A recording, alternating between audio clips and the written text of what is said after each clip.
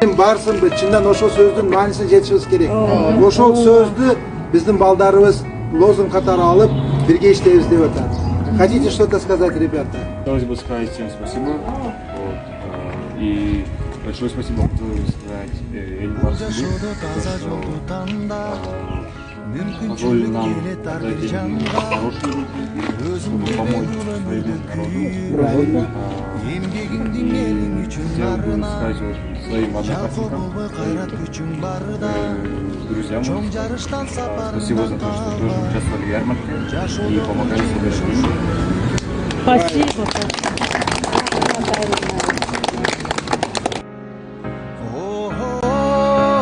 Өкүм бөлү өткөн ишке кайра. Кур дүйнөгө берилип байланма. Атың өчпөй жашап кылымдарга.